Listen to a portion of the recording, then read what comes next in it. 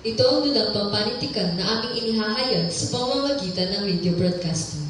Hatid sa inyo ng Grade 9 St. Clair of Assisi.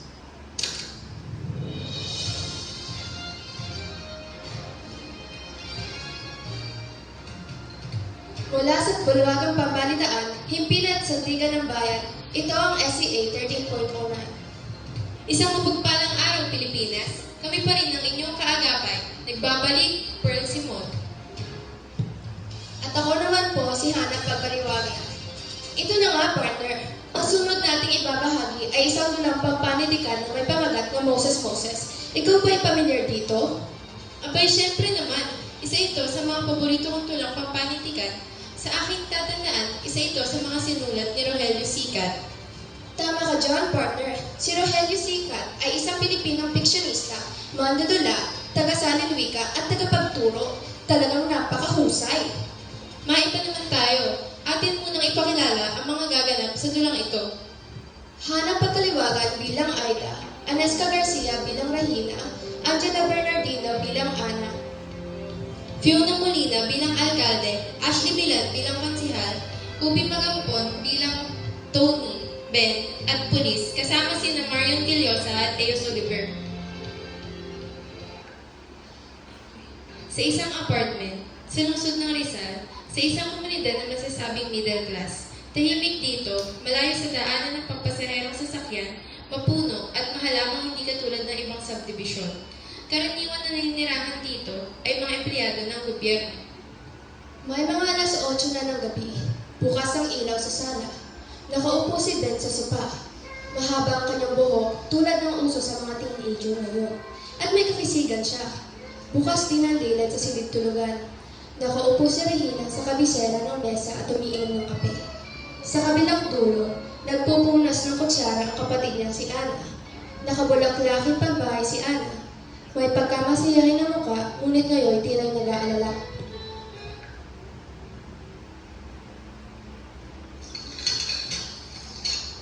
Kamusta ang hiningi mong bakasyon, Regina? Binigyan ako. Pwede ba nila akong hindi bigyan? Dapat naman, sa buong pagtuturo mo ngayon ka palang magbabakasyon, ano? Ikalawa na ito. Noong mamatay ang ama ni na Aida, saka ngayon, kung pwede nga hindi pumasok, kahit ilang buwan na siguro, kahit isang taon, marami akong naiipong bakasyon. Ano nga pala ang sabi-sabihan sa eskwela? Siguro'y alam na nila ang nangyayari. Oo, alam. Pero ano bang maaasahan mo sa mga walang prinsipyong tao? Sinabi mong tuloy rin ang demanda? Aba, oo. Bakit hindi ko itutuloy? Kahit ano pa nga ang kanilang sabihin, dapat nga raw magdemanda. Sobra naman daw talaga ang ginawa kay Aida. Pero Nakapag-aral si Aida doon. Kilala siguro nila. ang diferensya nga lang daw, mayor itong kalaban ko. Eh ano sa akin kung mayor? Ngayon ba't mayor siya, dapat na akong matakot? Dapat na akong masindak? Na porket mayor siya, libre na ang kanyang anak? Sinasabi nila na walang mangyayari sa atin, Ana, na iba raw ang lakas ng nasa poder. Baka raw lalo pa tayong maperwisyo. Kababata pa'y wala ng prinsipyo. Mga bagong tapos pa ng kolehiyo. Mabuti pa yung assistant principal namin. Matapang. Ituloy mo nga, Regina. Nang madala, sobrang na talaga ang anak ng mayor na iyan. Ang kailangan talaga riyan ay bitay. Tutal, bitay din siguro ang ibibigay sa lalaking iyan. Kasi 8 na siya sa Setyembre ito, Regina. 5 taon na tayo rito. Natatandaan mo? Dito nag-birthday si Aida nang lumipat tayo. Mabuting pa siguro hindi tayo umalis sa gagalangin, Regina. Siguro, kung hindi tayo lumipat dito. Hindi ba dahil sa mga bata kung kaya tayo umalis sa gagalangin? Naisip kong umutang nga tayo at ipatayo natin ang apartment na ito. Unang-una ay dahil malayo nga sila doon. Pinaupahan na lang natin ang bahay doon. Hindi ba't mas nagustuhan naman dito ng mga bata? Mas tahimik dito, hindi siksikan, mas... Oo nga, Regina. Pero, Dahil sa pagtanda natin, wala naman tayong makakasama. Patay na rin lang ang ating mga magulang. Naisip kong maaari na tayo dito.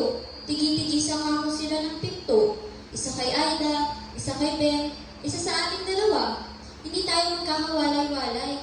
Ganyan ang naisip ko noon, Ana. Naubos na nga pala ang gamot ni Aida, Reyna. Yung tranquilizer.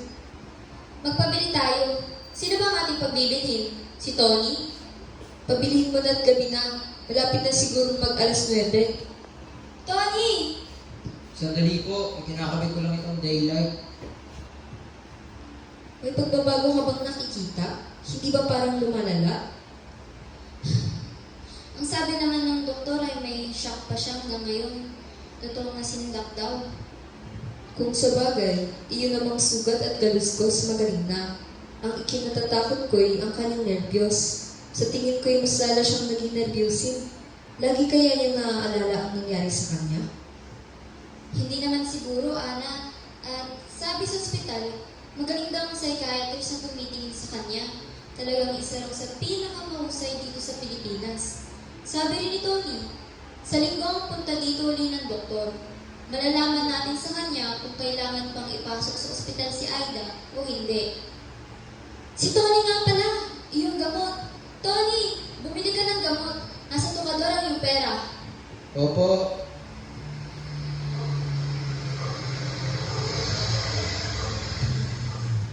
Sa atin ba yun? Tignan mo nga, Benjamin. Nariyan ba si Mrs. Calderon? Opo, sino po sila? Si Mayor Regina, may kasama. Ano kayang kailangan? Gusto na kayong makausap, inay. Bakit daw? Ewan ko po. Papasukin mo. Good evening. Magandang gabi ho naman. Napasyal kami, Mrs. Maupo kayo. Mrs., ang kasama ko nga ho pala si Konsehal Colas, Attorney Colas. Kami ho naman ay ngayon lamang napadalaw sa inyo. Siya nga naman, Mrs. Malaki siguro ang upa ninyo, Mrs., sa apartment na ito. Sa amin ho ito, inaako pa lang namin ang unang pinto. Dispensa, Mrs. Dispensa! An honest mistake. Tignan mo nga naman, Konsehal. Sa kanila pala ito.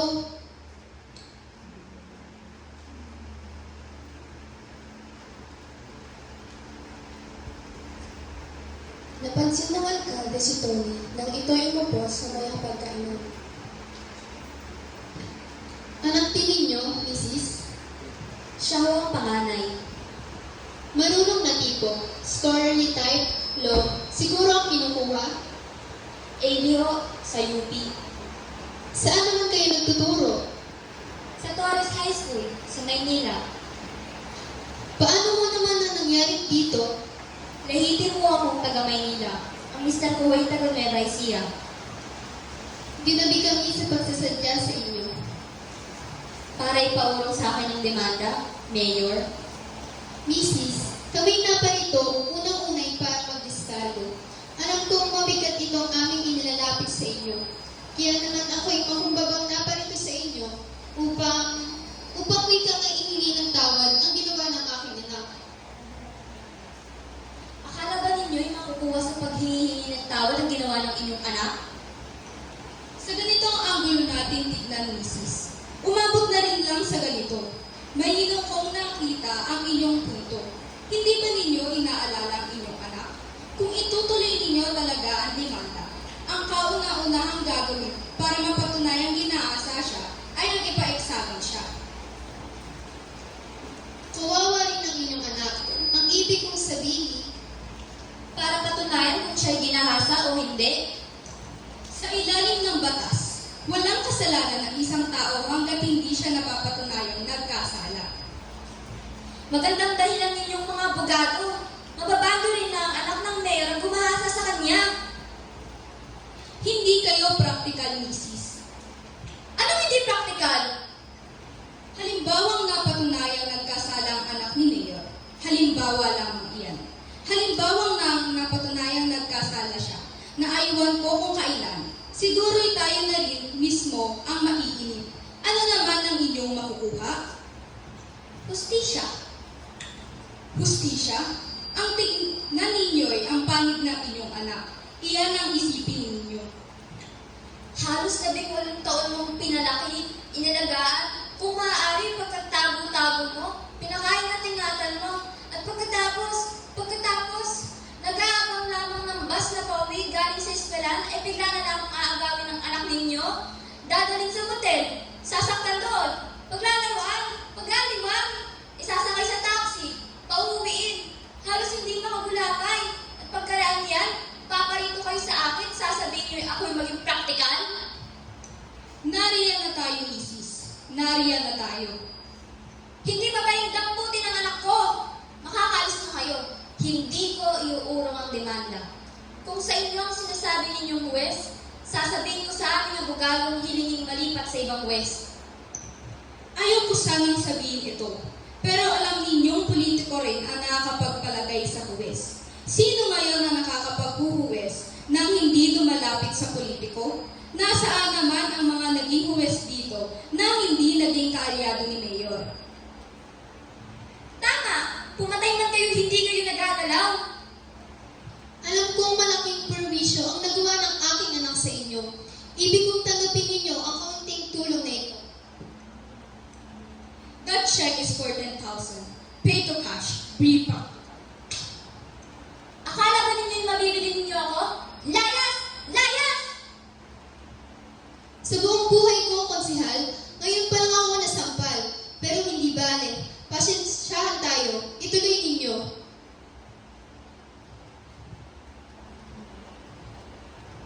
Hindi makampirme si Regina na tila'y galit na galit.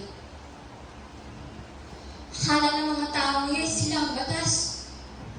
Sa kasalukuyan silang hangin. Lalabas din ang katotohanan at mananahig ang katarungan. Iyan ang itinuturo ninyo sa government. Mananahig din ang katarungan. Tignan ng sabihin, hustisya o hustisya poetika. Hustisyang talaga o hustisyang Diyos ko, bahala ka na. Kailangan maputol ng ganito. Paano? Hindi ako titigil hanggat hindi siya nabibilanggo. Tatlo lamang ang nagkakaroon ng hustisya dito sa atin. Yung malalakas, yung makapangyarihan, yung mayayaman. Kung simple kang tao, mahina ka. Kung mahirap ka, lolokohin ka, tatakutin ka, pasensya ka, magtiis ka. Kadalasan nagkakasama-sama pa yan. Lakas, kapangyarihan, at yaman. Walang kwenta sa akin. Magkaubos-ubos man ang ating kabuhayan. Kailangan maputol ng ganito. Paano? Sasayakin ninyo ang minanat ninyo at pinaghirapang ipundar? Sa paningin ng ating batas, hindi magkakapantay ang lahat. Walang kwenta ang demanda ninyo, sapagkat ang idinamanda ninyo ay malakas, ito'y mananatiling demanda lamang. Sasabihin ko sa kanila ang lahat. Pakikinggan nila ako, Tony. Kapag nalaman nila ang lahat, ito na ang pagkakataon namin sa hustisya. Hustisya? Tignan mo, Tony. Palagay ko may ako at si Aidan sadyang pinili ng Diyos para rito. Hindi nila iibigin masira ang kanilang reputasyon. Tatahimik din sila. Nagkamali sila, Tony. Nagkamali sila. Lalaban ako. Lalaban ako. Mula nang mapatay si Tay, sinasabi natin na baril siya. Para siguro mabawas-bawasan ng naging. Pero ang totoo, pinatay siya. Sinimulan ko nang isipin kung ano ang batas na nararapat dito sa atin. At sa lahat ng libro sa Biblia ko pa nakita ang sagot. Naglalakad ako minsan, pagkaraan ng nangyari kay Aida, nang maalala ko ang sinabi ng ama ni Tay noong araw ng libing. Kapag buhay ang inutang, buhay din ang magiging kabayaran, na para bang may sisingil para sa kanya at para sa atin na inutang na buhay ni Itay. Sapagkat hindi ba sinabi sa Exodus na buhay sa buhay, mata sa mata, ngipin sa ngipin, apoy sa apoy, sugat sa sugat at latay sa latay. Ito ang aking gagawin. Gaganti ako. Ako ang gaganti sa kanya. Gaganti? Paano? Papatay ko siya. Ha? Tony? Kailan? Gaano katagal? Sa anong paraan? Ang paghihintay natin makakatulad lamang ng ginawa nating paghihintay sa kaso ni Itay. Ano ang nangyari sa kaso niya? Umasa tayong mahuli at makukulong ang mga bumaril kay Itay hanggang sa pumasok ang isang politiko. Ano pa ang nangyari pagkaraan nyo? Unti-unti na silang nawalan ng interes sa kaso. Hindi pa naging porsigido ang nag-iimbestigang pulis. Nakaraan na iyon, Tony. Hindi pa ba kayo nadadala? Hanggang ngayon ba'y maniniwala pa rin kayo? Ituturo mo sa kanila ang katarungan. Ngunit ikaw na mismo hindi naniniwala rito. Bubuo ka ng mahuhusay na mamamayan. Ngunit ikaw mismo hindi mo din yung mamamayan. Naniniwala ako, Tony, at maghihintay ako. Ninenervous na naman si Alda Regina. Nanlalamig mula pa kanina. Parang takot na takot. Nakabili na ba ng gamot? Ang gamot nga pala. Sino ang bibili? Akala ko kay si Tony. Hindi mo pwede ipagpabukas ng pagbili. Anong oras na ba? Mag-aalas 11 na siguro. Mayroon namang butika riyan hindi nagsasara. Kailangan ni Aida Regina. Hindi siya makakapagpahinga kapag hindi nakainom. Maaaring makasama pa sa kanya. Sa linggo ka may pupunta dito ang doktor. Gabi na, Ana. Alam mo ang pupuntahan ng butika? Kinakabahan ako, Ana. Sa pagkakapunta dito ni Mayor, iniintindi mo yun? Kay Tony, Ana. Ibang-iba na siya ngayon. Ang mga pinagsasabi niya. Rest na ba si Kuya? Oo. Bakit? May dala siyang baril. Baril. Kung puro sasabihin sa inyo, sa malaking tuon, sa ilalim ng kama niya kinuha. Saan kumuha ng baril yun? Baril ni Nay, kitang-kita ko. Naglalabas ng gabi yan. Anong ginagawa? Hinahanap ang anak ng Mayor. Hindi ko na siya nakikita nag-aaral sa gabi. Baka hindi na siya maging scholar sa susunod semestre. Nalalaman mo pala yung hindi mo sinasabi. Kung isasama ko ng Kuya, isasama ko. Ang aking mga anak! Ang aking mga anak! Hindi mo sila masisisi, Regina. Lalo pang pagkaraang marinig ang pinagsalit ng alkalde at ng konsehal. Iwan mo ng bukas yung ilaw. Halina, Regina. Matulog ka na. Ikaw nga ang pagod. Ben, abangan mo ang pagdating ng kuya mo. Kung ang mangyari sa kaso, kasi natin ng Nay, alam ko na ang gagawin. Gagawin ako. Papatayin ko siya. Tony! Kinabukasan, Sino yan? Aida? Ang gamot. Inay? Si Tony? Wala ka? Anong oras na ba? Pasado alas 2 na po siguro. Saan kaya nagsuot ng Antonio nito? May nabasa po akong bote. Hindi ako makatulog, inay. Gusto mo ng gatas? Lagi kong naiisip ang luma nating bahay, inay. Ano nga mo? Ang ating lumang bahay, lagi kong naiisip ako. Bakit? Ayaw, basta lagi ko lang naiisip. Parang gusto ko pang naroon tayo. Parang natatakot ako dito. Bakit ka naman natatakot dito? Sabi niya huwag daw tayo magsusubong. Napalinda daw siya ang kanyang mga kasama. Marami silang mga dalang baril.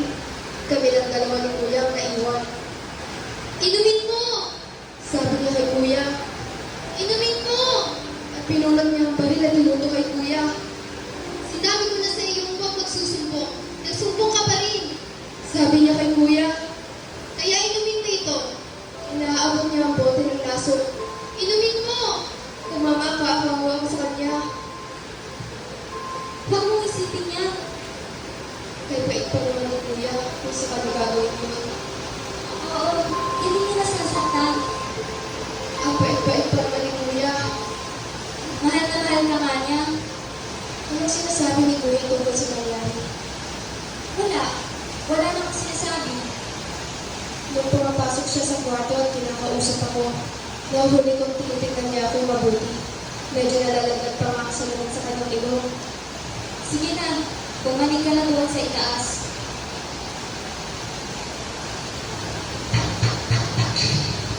Tony! Ano nangyari sa iyo? Kuya? Ano nangyari sa iyo? Alis tayo nito, Inay. Dali, isiinin niyo sila, Ben. Tiana! Ben! Ben! Inay! Bigay mo sa akin ang baril. Kailangan ko ito, Inay. Hindi ako nila akong papatayin. Kadali silang makakagawa ng dahilan. Susuko ka, Tony. Inay!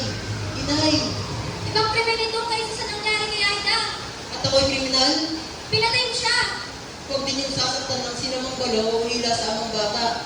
Habilin ng Diyos kay Moses, kapag sila inyong sinaktan sa ano pamang paraan at silang lahat ay tumawag sa akin, magpanawagan nila itiyak kong diringgin, at ang buot ko'y maglalatang, at kayo'y papatay ko sa tabak. Saan? Paano? Kanino ako ihingi? Ang hanap at makapagtatanong ng katarungan? Sino ang magbibigay? Inay, ang kidlat ng Diyos ay ihahagis ng kamay ng naapi at ang tabak ng hustisya ay itataga sa lipunan ng mga pinagkakita ng katarungan. Nariyan na sila! Susuko nga, Tony. Calderon, napapaligiran ka na namin. Sumuko ka! Buksan mo ang pinto, Ben. Maayos siyang susuko. Halika yun. Narito siya. Maayos siyang susuko. Kaya, nariyan ang aking anak. Arestuhin ninyo. Bakit mo binaril? Kapag sinaktan ng ibang bata ang ating anak at tayo walang magagawa sa nanakit sa kanya, di ba ibinubuhos natin ang parusa sa ating anak? Ang sabi ninyo ay aarestuhin ninyo ang aking anak. Ano ang inyong ginagawa? Inaaresto! Inaaresto? Dadalhin namin sa presinto. Dito pa lamang ipinapatay na ninyo. Paano'y nanlalaban? Nandalaban? Resisting arrest! Pinatay niya ang aking anak. Kayo ang batas ng pag-inyong anak. Dadalhin namin sa husgado. Sa hustisya! Hustisya? Hustisya? Alam ba ninyo ang kahulugan ng hustisya? Kayo, Mayor, alam ba ninyo ang kahulugan niyan? Pusasa diyan. Masyadong makatuwiran.